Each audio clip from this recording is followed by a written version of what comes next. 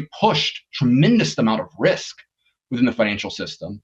And the danger is, another Misesian insight, is that when we think about booms and busts, we think about recessions and things like that, those are typically seen as problems to be solved by the political class.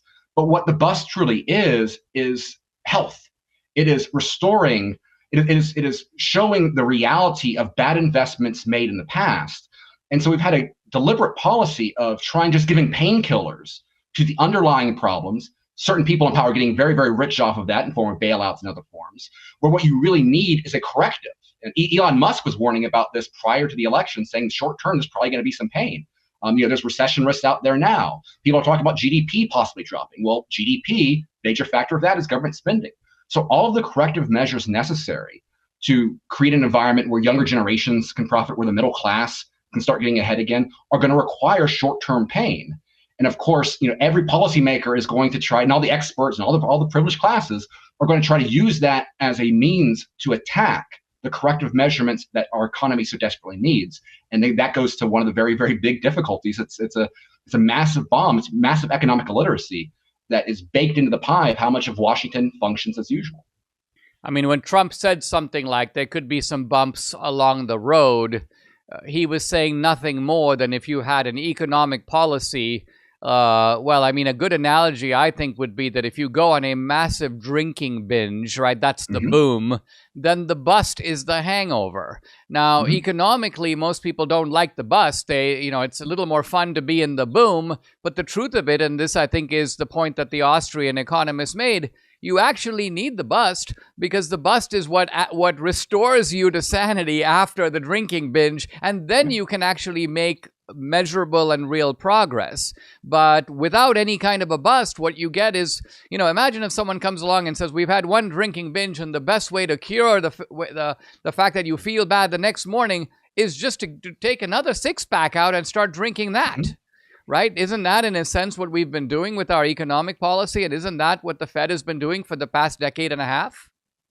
Absolutely. And not only can we can talk about these material consequences, and we can talk about the dangers that it puts on people that rely upon the economy functioning as normal.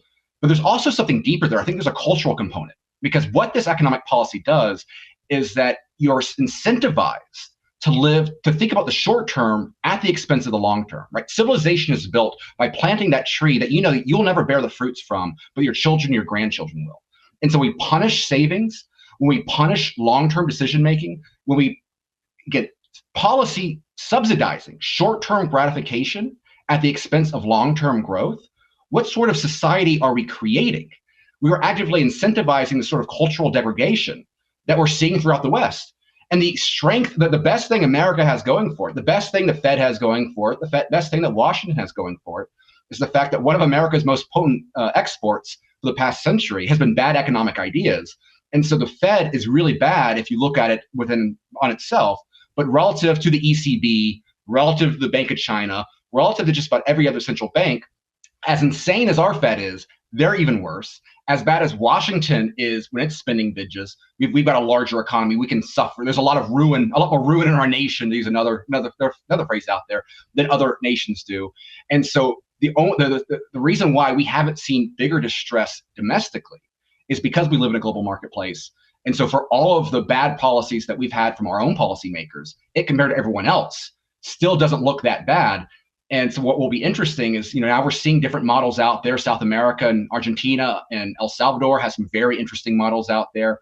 The question is going to be, can we right our shift? Can we take that short-term pain and get America in a firmer footing? Or are there going to be other challengers out there that do that first, and then really starting having global competition? And then that will completely reset the game in terms of the dollar's reserve currency and a lot of things that we've taken for granted for such a long period of time. So I'm hoping our people right the ship faster than anyone else.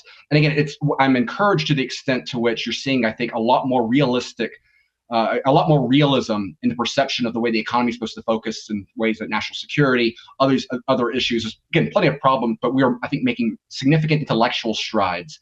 And ultimately, as Mises understood, the future of a nation really is driven by the ideas that percolate as much as anything else. And I think that we're seeing positive trends ideologically right now in America that we're not seeing in the rest of the world, with a few exceptions in South America. Timing is everything. You don't go out and buy a life jacket when the boat is already sinking. You don't buy gold when an economy has already collapsed. There's a time for everything, and now is a good time. Gold has been going up in the first part of 2025. It's not too late for you to benefit. The company you should contact to help you diversify into physical gold is Birch Gold. This is the company where Debbie and I buy our gold. Birch Gold specializes in helping you to convert an existing IRA or 401k into a tax-sheltered IRA in physical gold, and you don't pay any money out of pocket. So it's very easy. Listen to this 5-star review. They're knowledgeable, they're helpful, they're non-pressure, and this is what you get with Birch Gold. That's why I've endorsed them for so long. Get your free information kit on gold by texting the word Dinesh to the number 989898. There's no obligation here, just useful information. Birch Gold has an A+ rating with the Better Business Bureau, countless 5-star reviews. Text Dinesh to 989898. Let the experts at Birch Gold help you secure your future today with gold.